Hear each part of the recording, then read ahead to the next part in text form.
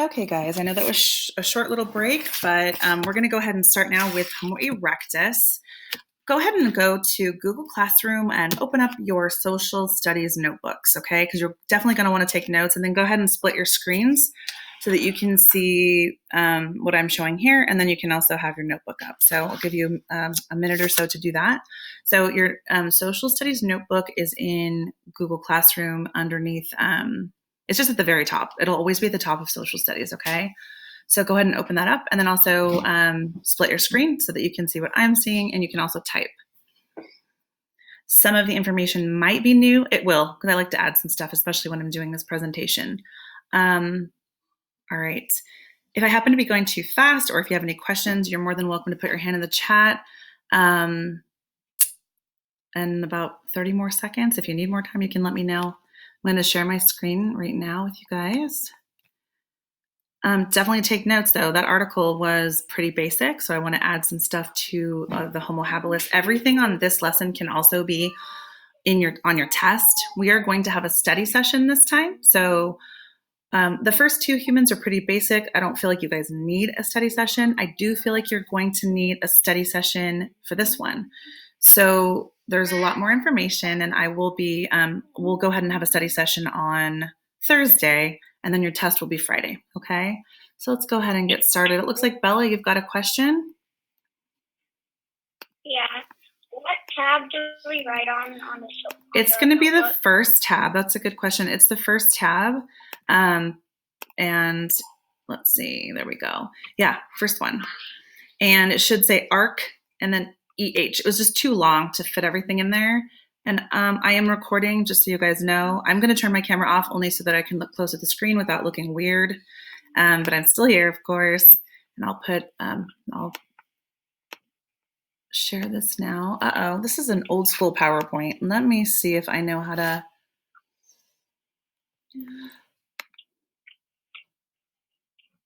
There we go. Let me see if I can still pull. There we go. Okay, everything's good. Sophia?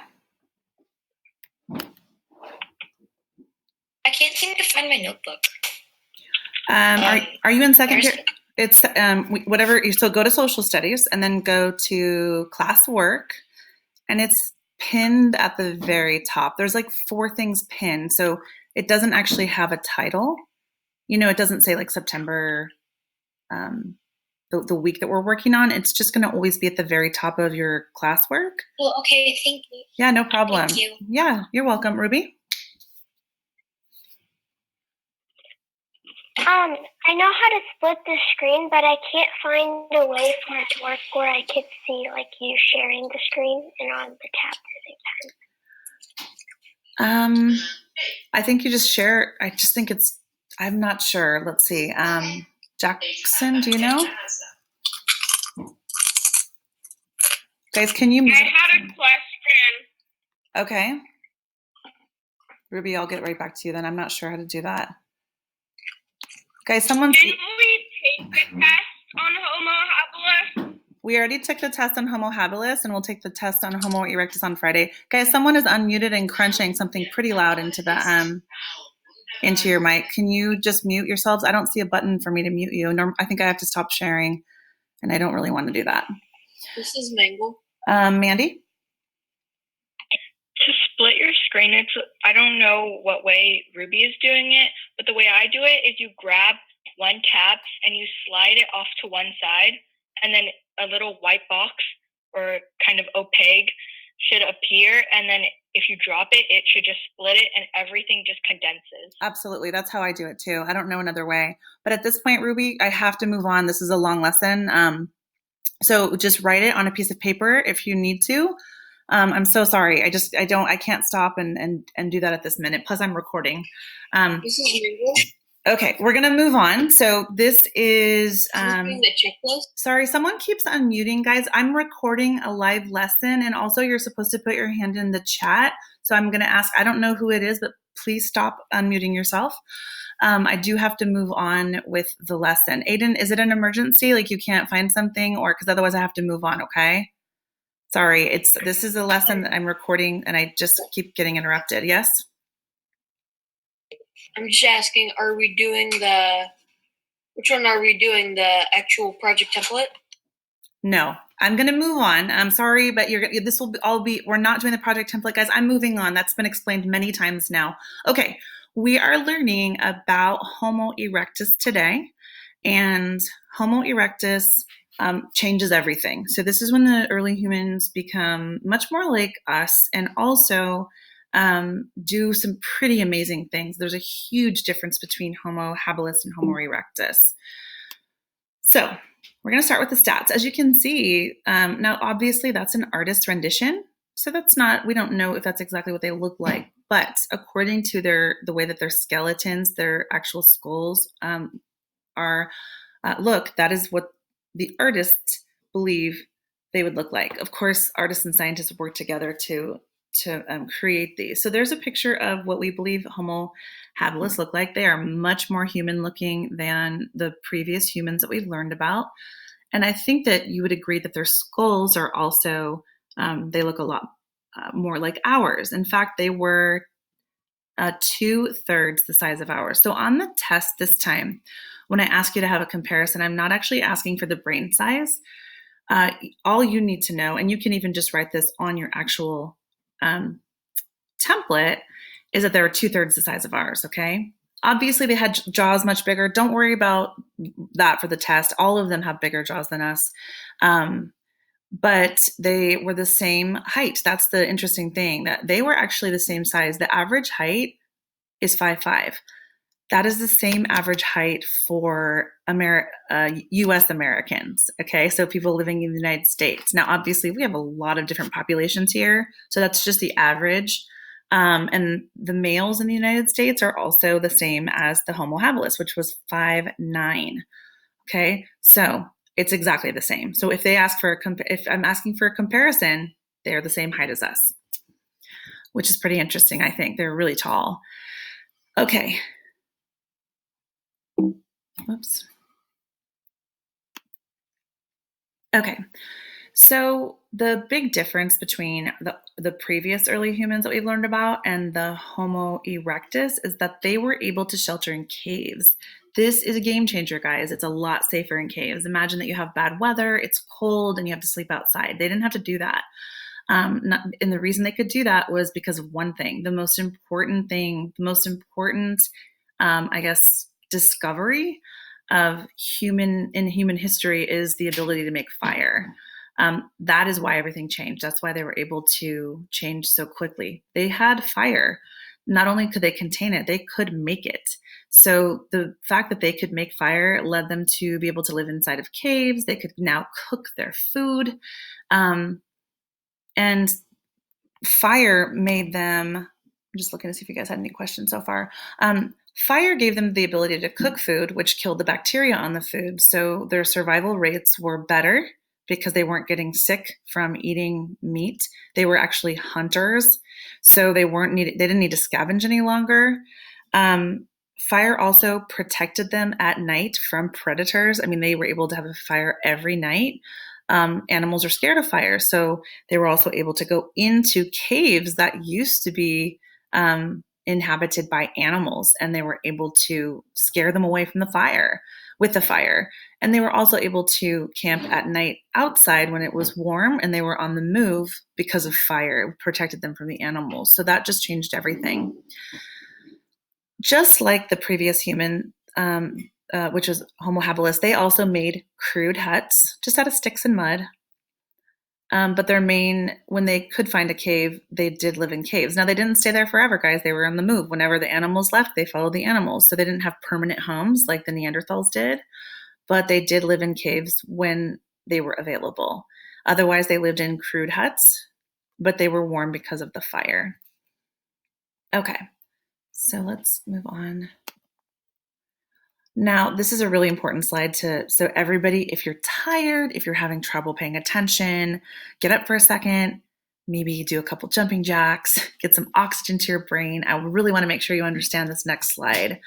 Okay, so I'm going to show you that this is, of course, you guys know, this is where Australopithecus and Homo habilis were from, as well as Homo erectus. But the difference is Homo erectus inhabited most of Africa, and they were able to leave Africa. That's huge. So they left Africa, but some of them, let's see, some of them went over to Asia, okay, and they lived in Asia. Asia was definitely part of the Ice Age, of course, but it was not as cold as Europe, okay? A great number of them also went this way. So they ended up in Eastern Europe, all the way over to France, and the biggest population of them ended up over in France eventually. So we've got 3 locations. Some stayed in Africa. Of course, they didn't all leave. So some stayed here. Some went all the way over to Asia, okay?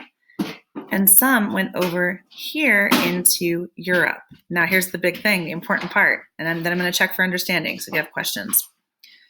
Of course, over a really long time, thousands and thousands and thousands of years, the Homo erectus who went over into Asia evolved into us.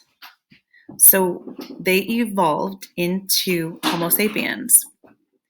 Now, the humans, the Homo erectus who left and went over to Europe, they lived in the harshest climate on Earth, except for Antarctica at the time. It was bitterly cold. They lived in negative temperatures most of the time. It was tundra. The land was frozen. They ate mostly meat. They had to fight for their survival. They lived some of the harshest lives ever known in human history. Now, that plays a big part in what happens, because while they were evolving over here into Homo sapiens, the Homo erectus who left and came over here, they evolved into the Neanderthals. So out of this one species, which is Homo erectus, 2 species evolved. One was us. Those are the people who went to Asia, and also the people in Africa. Sorry, I should have said that.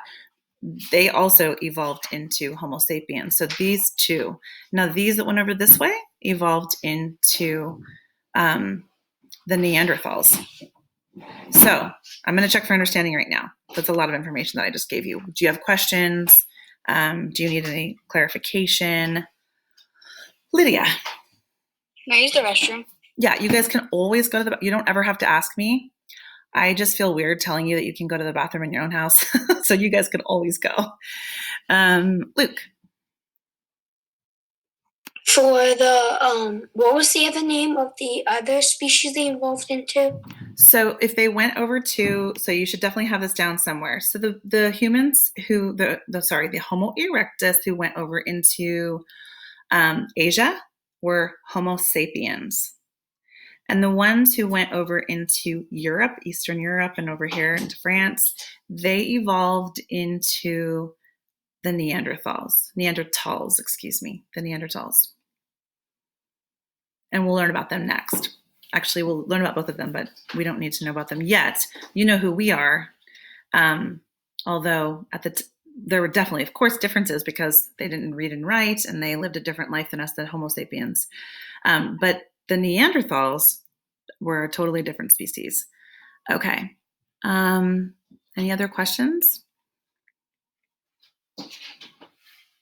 Now, we're not going to learn about this. I just feel like I want to share this with you because it's so interesting to me that the Homo erectus who evolved, the Homo erectus who left Africa and came over here to Asia, some of them, a good number of them, they just kept going over thousands and thousands of years.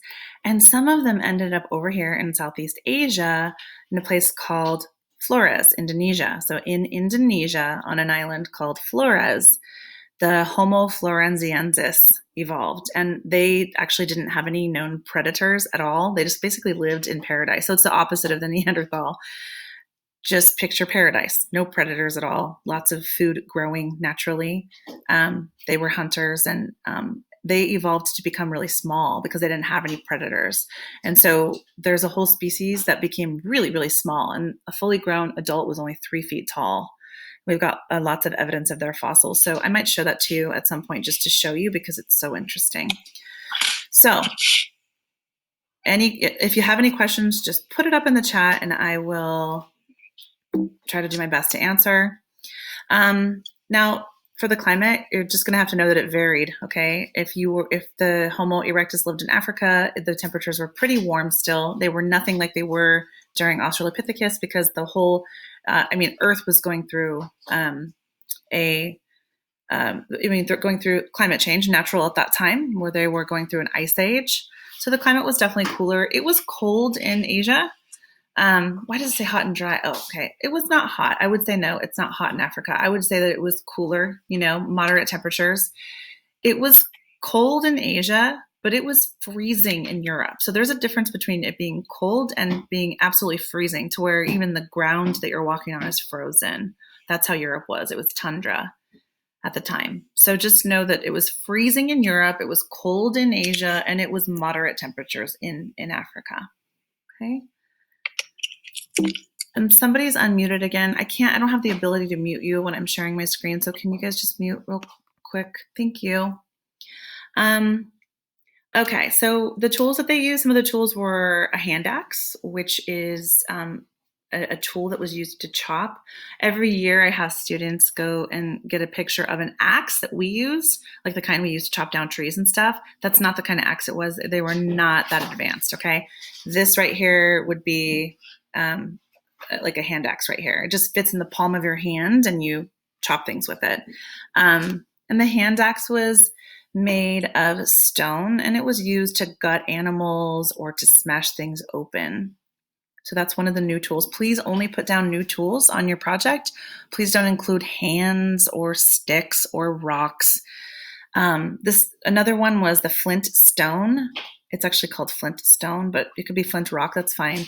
And those were the two stones that were hit. When you hit them, they created sparks. So the flint stone was used to create fire, and it's made of stone or rock.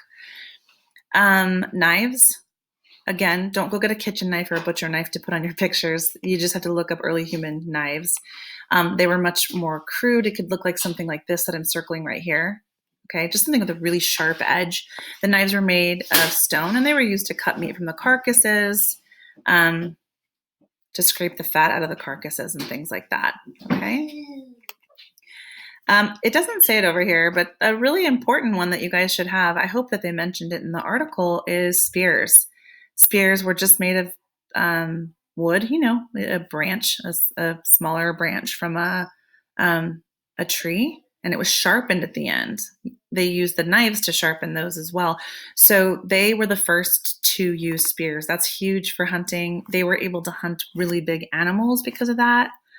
But it was still super dangerous because if you think how we hunt now as modern humans, we are far away.